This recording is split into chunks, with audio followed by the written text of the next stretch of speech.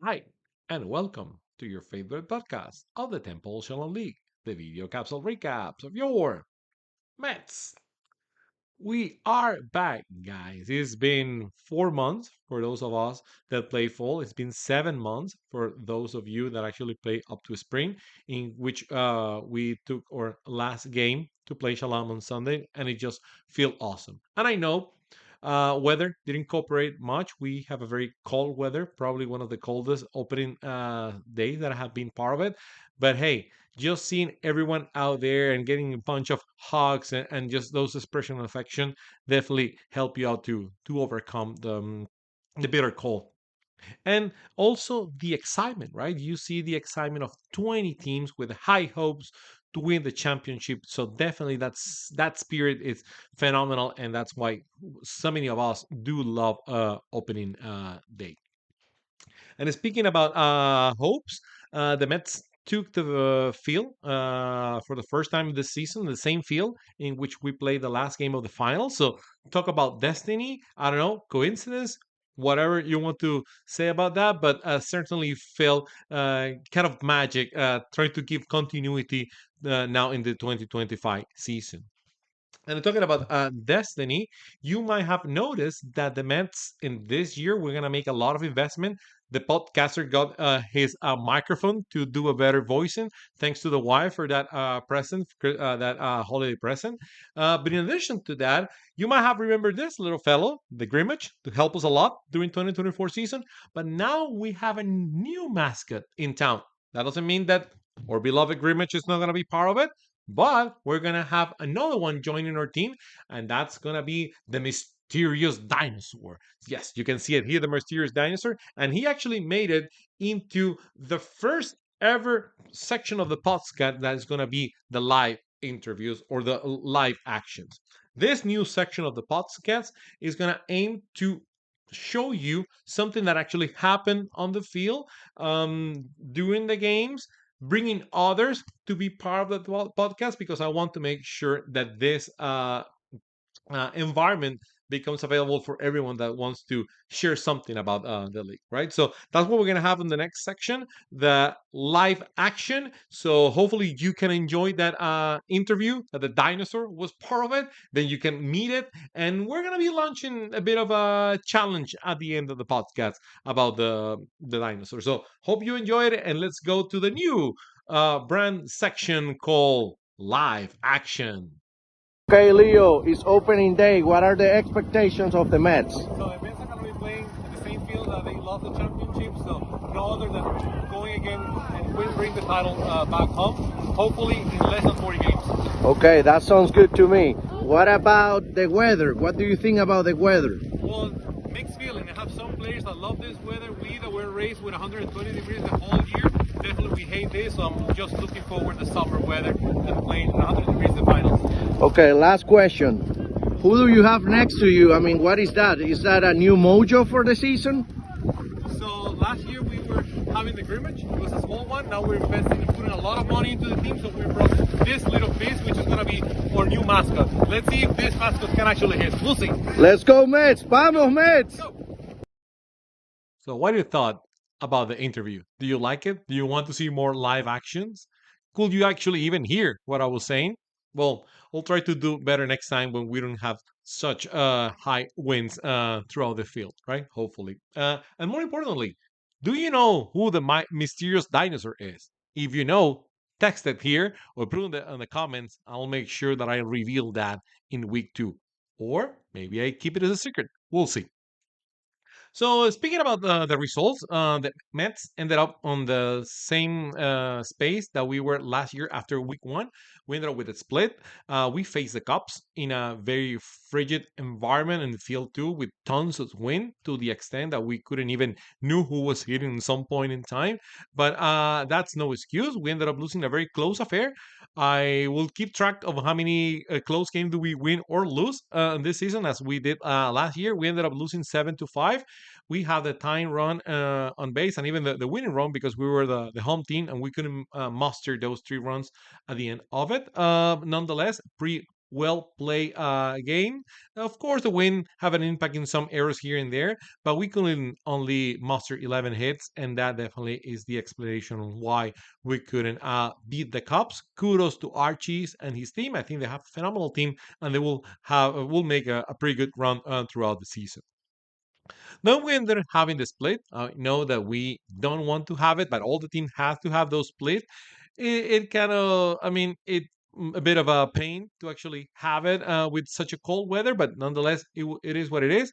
We ended up waiting an hour and then moved to field four, in which we faced the Braves and a honorary member of the Mets, David Shaw. And what a battle we had there. They were leading the whole game to the extent that we faced them in the last inning down by 11 to 17.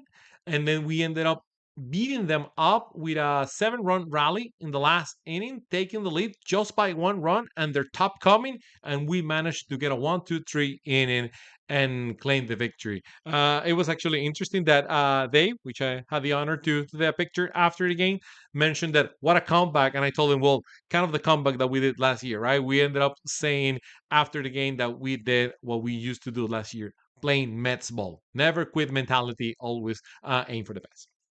And the best players or the most remarkable players for week one for the Mets are, or forever Cy Young candidate Michael Thiele. Phenomenal pitching, but also he went 5 for 6 with 3 runs, 4 hits, a double, and 4 RBIs. Also, the one of the newest members of the Mets family, Freddie Barrias, 4 for 6, a run, 3 hits, a double, 2 RBIs, and always clutch hitting throughout both games. And Joe Machado, he was also a new member of the Mets family. He went 4 for 5 with 4 hits, 1 run, 1 RBI. Sorry, 4 RBIs and 1 walk. So very strong performance across the team. We actually managed to score 18 runs, like I said, in game two. And I want to also make an honorable mention to Alicia Schwartz, who went 2 for 5 with a run, a clutch RBI hit, and all through that coming after a very strong flu. So with that, I'm not gonna keep you here anymore because I know that you want me to jump to your favorite section, the fan voice. So let's get into your favorite section. Dallas Cowboys banner, Lottie McQueen, Rangers and Mets banners. You know where I'm at. Mateo's room. That means your favorite section is on the fan voice. I know that you have been waiting a lot for this section to come back. More than 1,000 questions we received, but I have to keep it short. So we randomly picked, me and my producing team, just 3 questions that we're going to try to address in this your favorite section. So the first one comes from Coach Sess from St. Louis, Missouri. He says, Leo, I love what you have been doing so far with the podcast. I'm a big fan of yours. Wonder, are you planning to do something different for the 2025 season? Well, thank you for asking. On notes, Coach says, yes, we're planning to do things different. You saw the live action as a new introduction into the podcast, but also we're going to be shortly releasing the Mets calendar with the special days because you want to see and you don't want to miss those special weekends in which we're going to celebrate something from Star Wars days to the Venezuelan Heritage Day to the New York City Day and more surprises. I don't want to do more spoilers, but we're working on that and trying to have a special event throughout the weekends through the season. Thank you for the question, Coach. The next one comes from Best Stites brother from Seattle, Washington. Interesting. They moved.